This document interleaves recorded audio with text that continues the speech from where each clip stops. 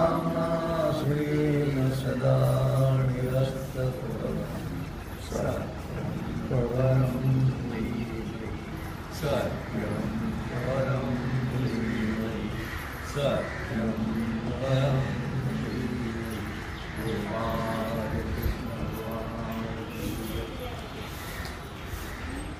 तो मनुष्यात अधमजान पारुष्याचे अवतरण आता ऐक खून अज्ञानाची. भगवान सिद्धेश्वराच्या श्रीमतीने श्री रुक्मिणी पांडुरंगाच्या चरणाजवळ बसून श्री सद्गुरु ज्ञानेश्वर महाराज, श्री जगद्गुरु तुकाराम महाराज, श्री संत एकनाथ महाराज यांच्या चरण सानिध्यामध्ये आपण सर्व मिळून महान ग्रंथराज ज्ञानेश्वरीच्या 16व्या अध्यायाच्या 245 ओळीचा आपण विचार करतो. तो मनुष्यात आगमजान. कोण? आपण ज्याचं काल वर्णन केलं की तो कर्मतीसारखा तीक्ष्ण असतो, त्याची क्रूर वृत्ती असते. कारण जसं अन्न खावं तशी बुद्धी निर्माण होते. जुन्या काळातली गोष्ट आहे. एका गावामध्ये एक संन्यासी आला. तर तो शोधून आला घर, ब्राह्मणाचं घर कुठं आहे. ते आहे म्हणले, आमच्या गावातील कुलकर्णी साहेब आहेत. कुलकर्णी हे तराट्याचं काम करत असतात, आहेत आमच्या गावात. दाखवलं ते घर.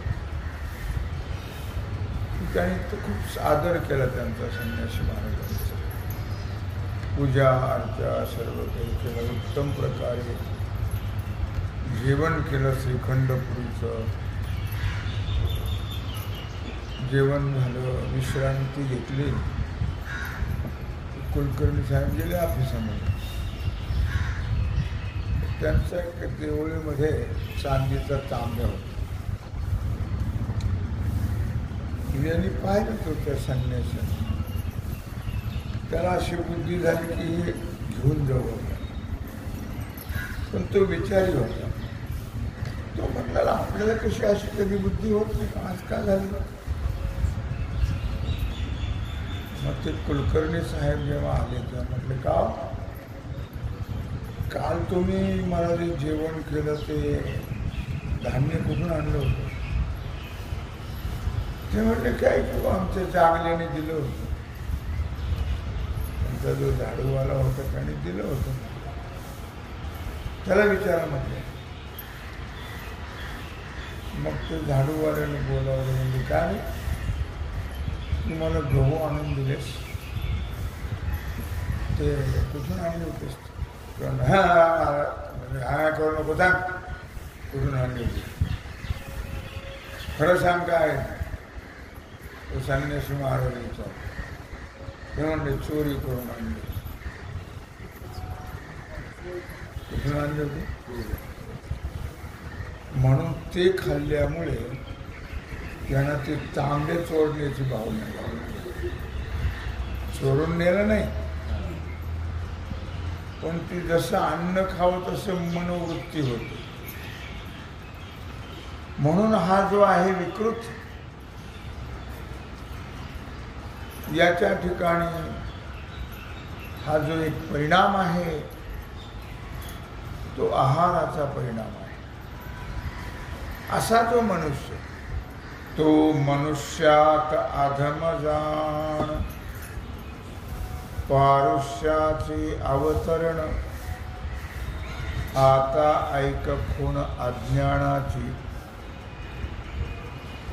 तो अशा प्रकारे असा जो मनुष्य आहे तो माणसातला अधम आहे. माणसातला अधम, खालच्या दर्जाचा आहे. तो कठोरपणाचा अवतार आहे. भगवान म्हणतात, अर्जुना आता अज्ञानाचं लक्षण सांगतो ऐक. तरी शीतोष्ण स्पर्शा निवाडू नेणे पाषाण जैसा, का रात्री आणि दिवसा जात्यंभूतो. तर भयंकर उन्हाळा आहे की नाही. दगडाने कधी कूलर लावला का? नाही. काय म्हणतात तिथं? तरी शीतोष्ण स्पर्शा निवाडू नेणे पाषाण जैसा. थंडी वाटली की ते स्वेटर घालतो का दगड घालतो? गरमायला लागले की कूलर लावतो. पाऊस आला की छत्री घेतो. असं काहीच करत नाही. दगड आहे ना तो.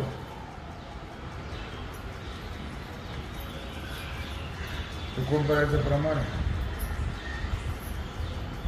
मातेचे या पोटी दगड आला, खोळी दगड आला पोटस. हा मातेच्या पोटामध्ये दगड जन्माला आलाय.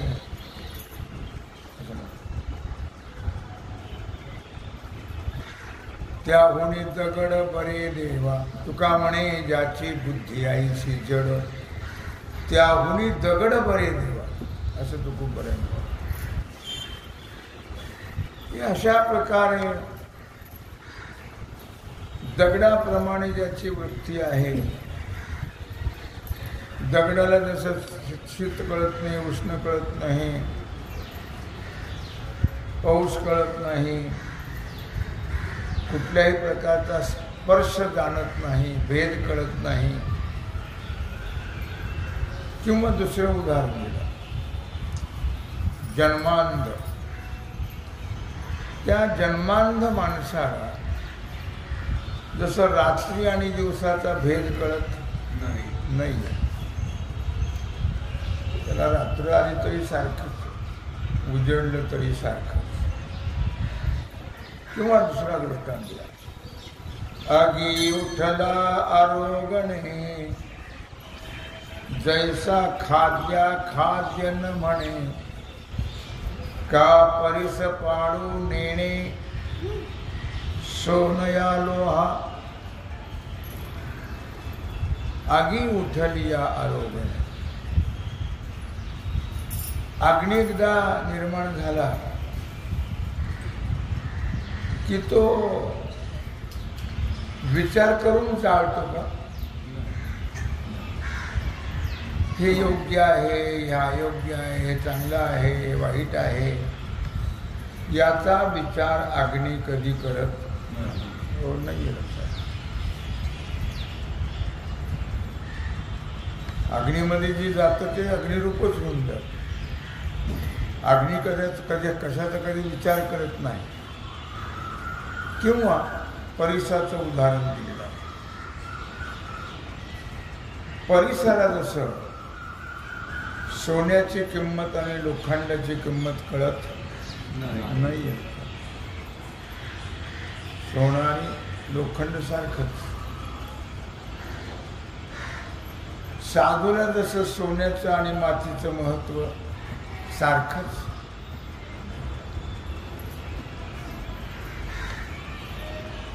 सोने आणि माती आम्हा सारखीच चित्ती असं म्हटलेलं. सोनं आणि माती समान. सोने रूपी आम्हा मृत्तिके समान. माणिक पाषाण खडे जैस. तसं परिसराला लोखंड आणि सोनं याचं मूल्य कळत नाही. लक्षात,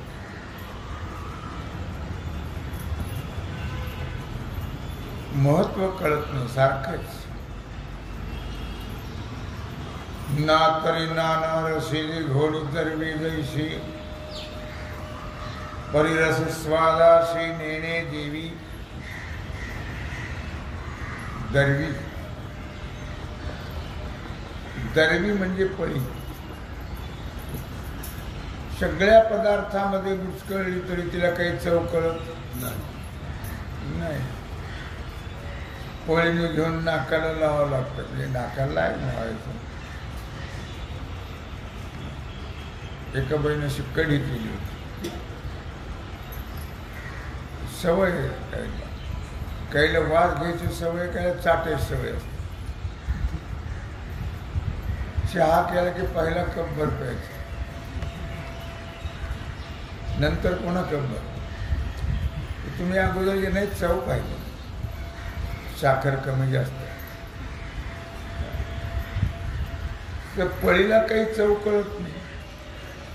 सगळ्या रसामध्ये जरी ती फिरवली न तिला विचारलं तर नाही. त्या बाईनं कळी केली ते वाज घ्यायला गेली. वाज येते चटकाच बसला इथं, त्यासाठी एक आज फोड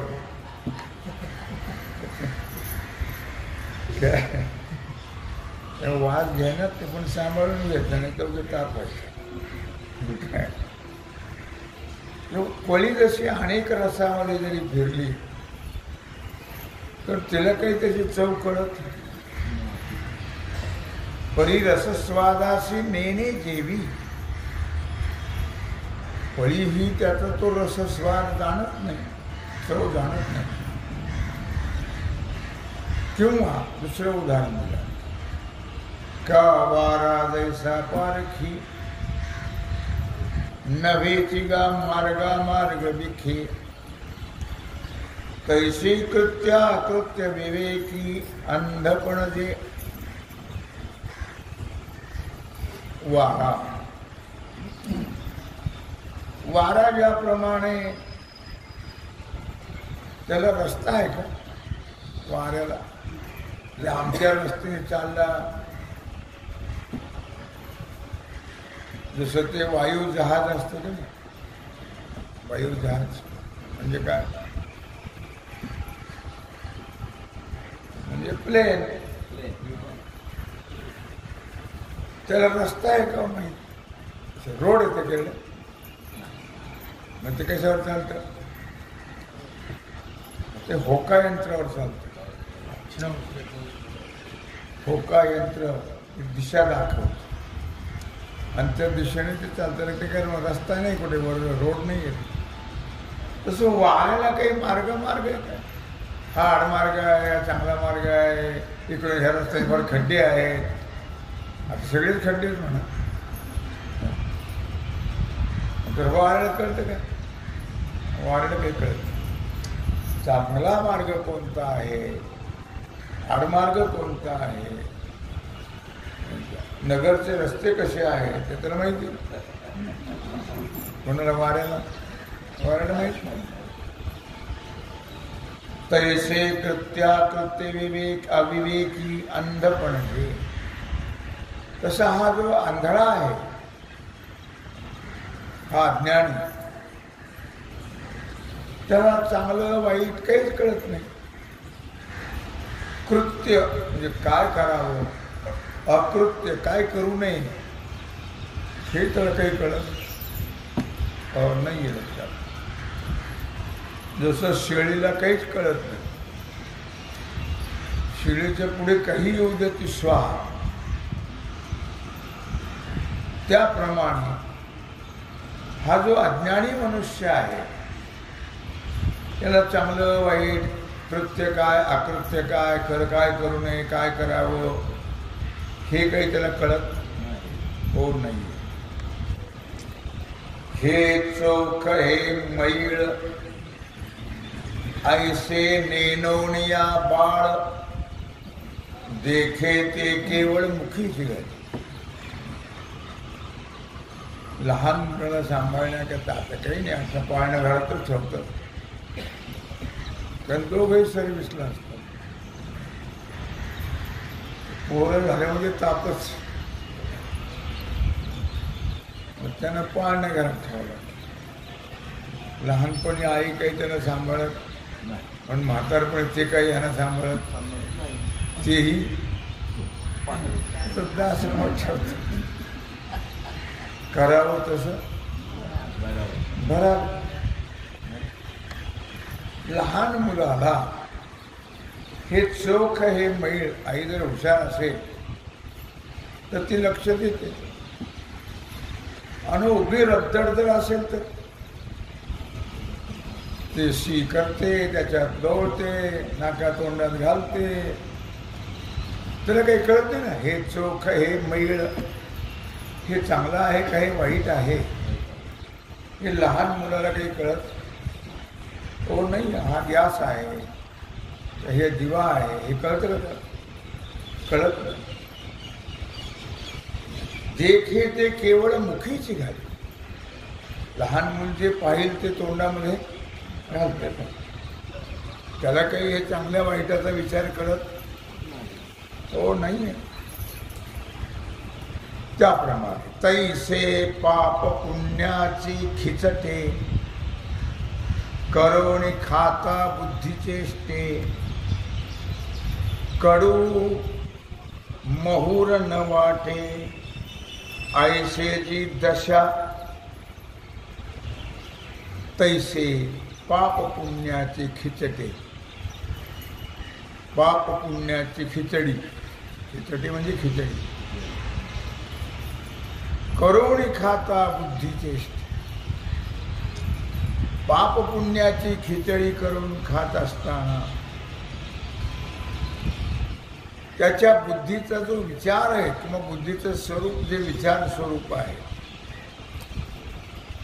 ते त्याला कळत नाही. त्याच्या बुद्धीला हे पाप आहे आणि पाप होतं का आणि पुण्य होतं का, हे चांगलं आहे का हे वाईट आहे का, हे त्याला काहीही कळत नाही. अशी जी अविचारी अवस्था आहे त्याचंच नाव आहे अज्ञान. तैसे तिये नाम अज्ञान, या बोला नाही आन. एवं साही दोषाचे चिन्ह सांगितले.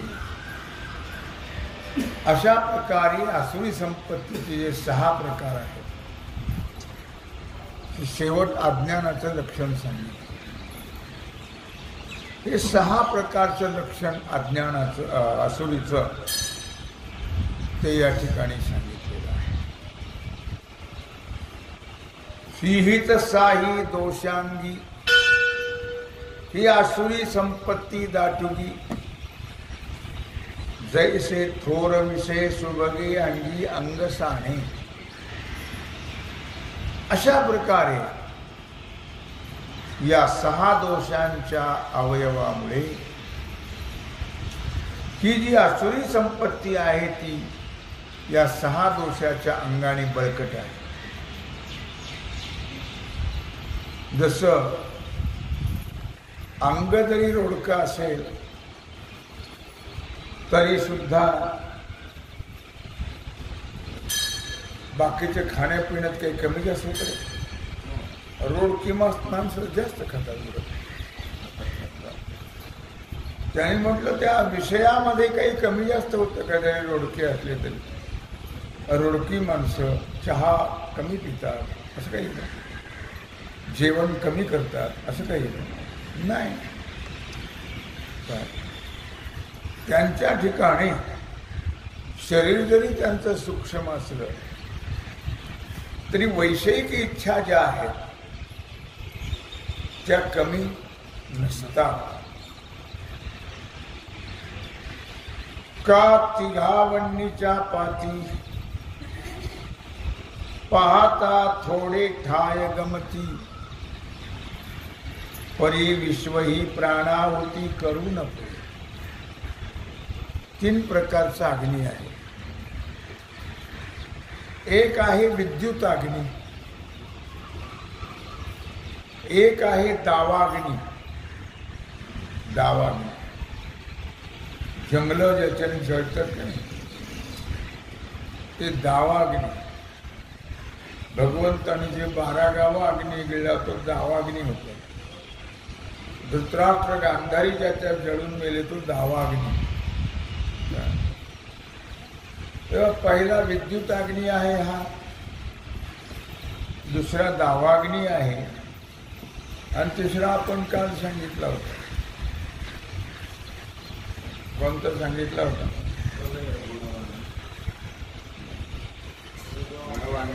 वडवाघ. वडवाघ हा कुठं राहतो? समुद्रात. 3 प्रकारचा अग्नी आहे. मग हे तिघाची जर पंगत बसली या 3 प्रकारच्या अग्नी, तर ते जाळण्यात कमी जास्त असतात काय? नाही. त्यांची जी ताकद आहे, मग तो कुठलाही अग्नी असेल, त्यांचं जे जाळण्याची ताकद आहे ती काही कमी नाही त्यांची. लक्षात.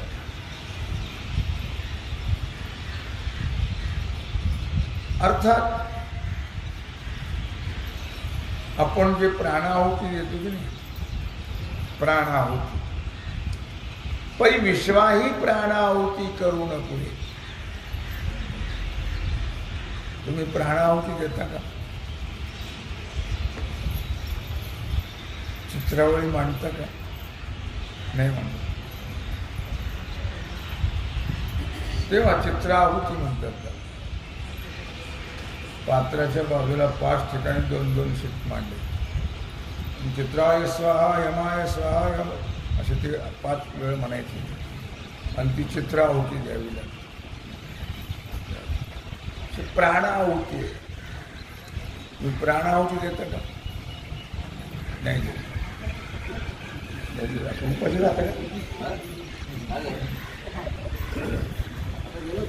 ओम प्राणाय स्वाहा, ओम अपानाय स्वाहा, ओम व्यानाय स्वाहा, ओम उदानाय स्वाहा, ओम समानाय स्वाहा, असं 5 वेळा म्हणायचं असतं. आणि मग युद्ध सुरू.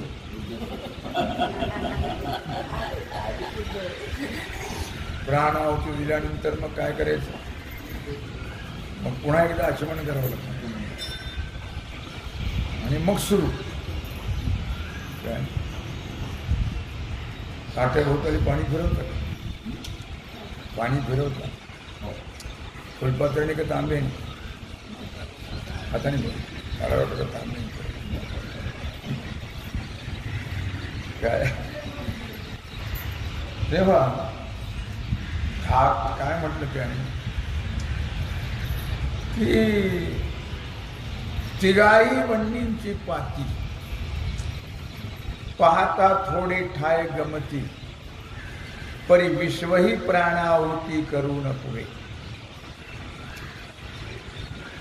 हा जो अग्नी आहे किंवा 3 अग्नी जे आहेत, यांना हे विश्व प्राणाहुतीलाही पुरत नाही. पुढचं तर राहिलाच विषय. प्राणाहुतीला सुद्धा पुरत नाही. प्राणाहुती म्हणजे एवढ्या जास्त नसते घ्यायची. एकच घ्यायचं ते 5 वेळेस. प्रत्येक वेळेस येणार घास घेतला नाही. एवढा भात घ्यायचा आणि त्याचे 5 वेळा आहुती द्यायची आणि पुन्हा आचमन करायचं आणि सुरू करायचं. तेव्हा म्हणून म्हटलं या की या अग्नीला हे विश्व जे आहे ते प्राण आहुतीला सुद्धा पुरत. आता कळली ना प्राणाहुती? कळली का नाही? कशी? मी तर सांगितलं, तर तुम्हाला कळलं का? काय कळलं सांगा? मी तर सांगतोच की हो, तुम्ही उद्यापासून द्या ना प्राणाहुती. कसं म्हणणार? कसं पण?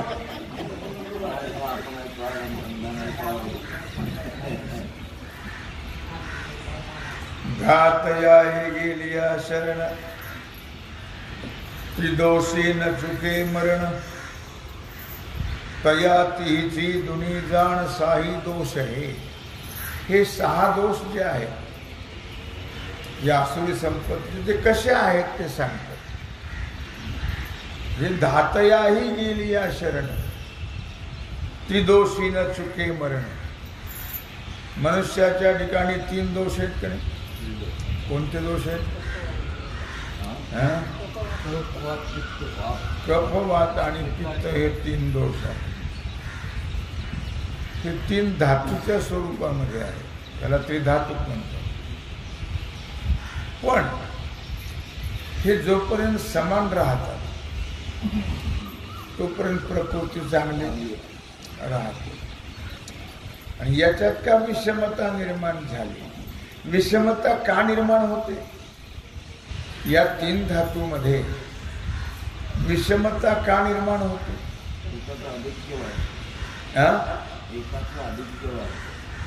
काय म्हणले? मला काही कळलं नाही. पैकी एकाचं आदित्य वाढलं असं मत. कशाने वाढतं ते?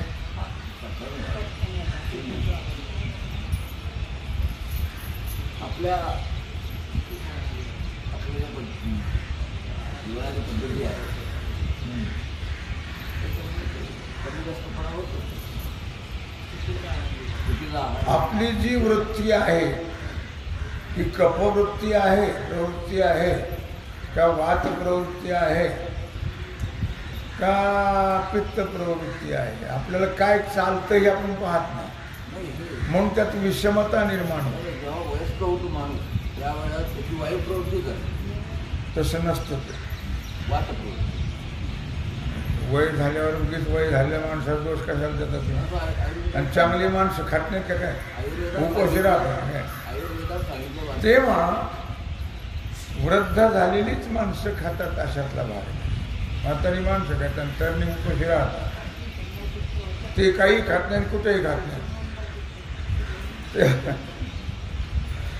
खाण्यामध्ये विरुद्ध आहार निर्माण झाला हल्ला किंवा विषमता निर्माण होते.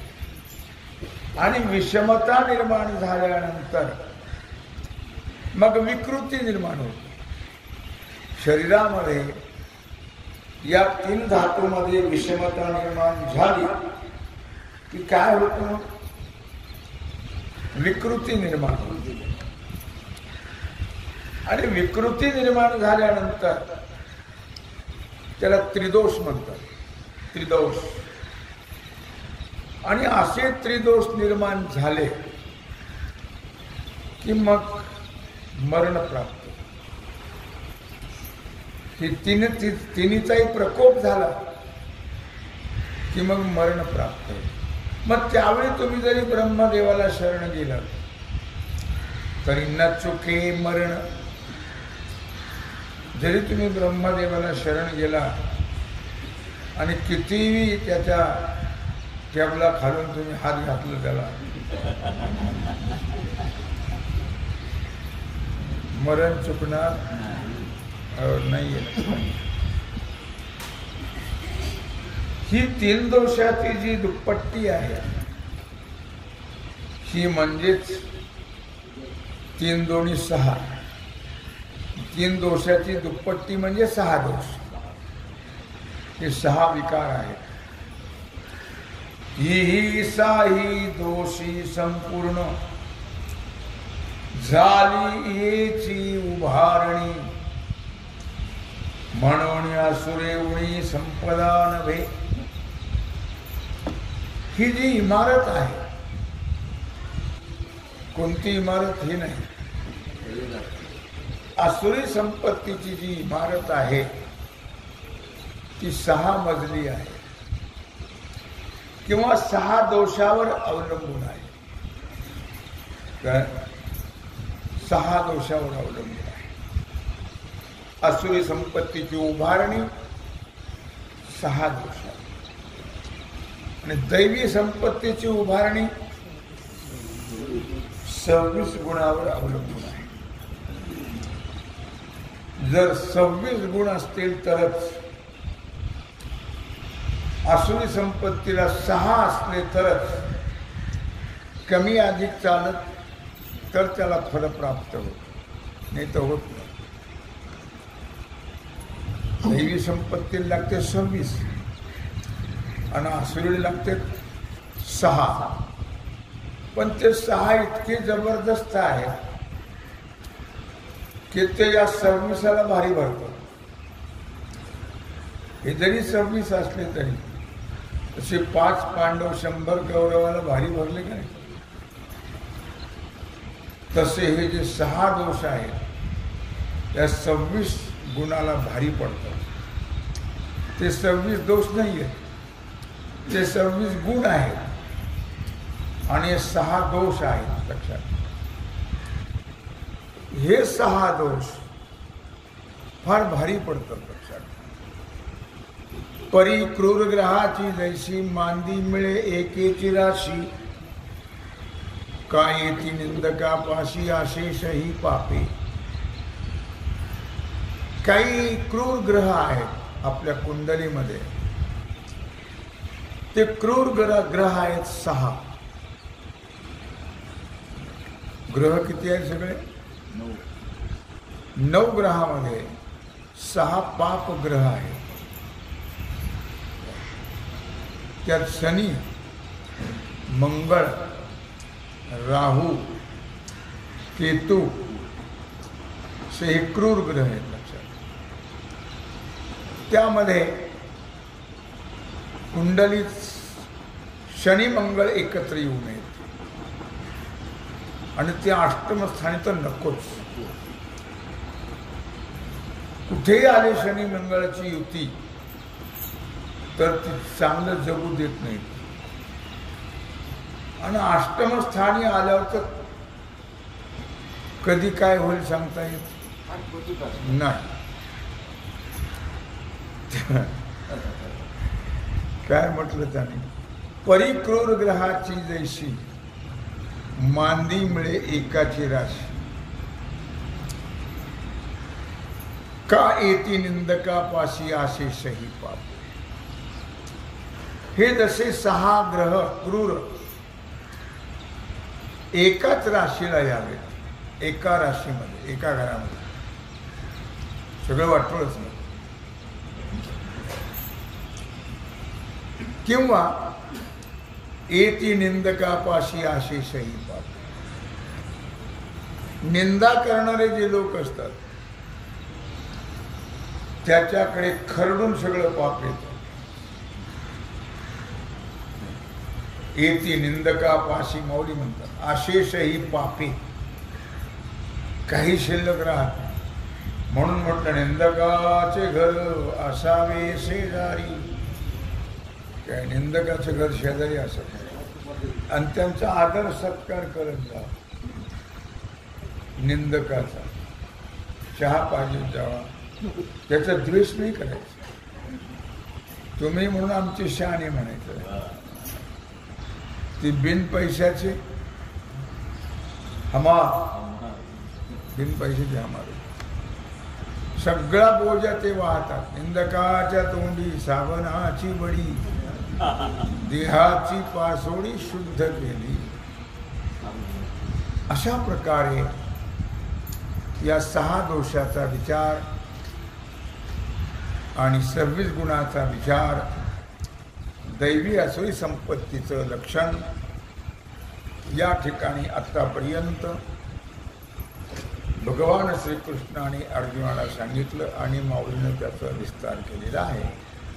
तेव्हा झालेली सेवा भगवत चरणी समर्पित करून राहिलेला सेवेचा भाग आपण उद्या करू. कुंडलिक वरदा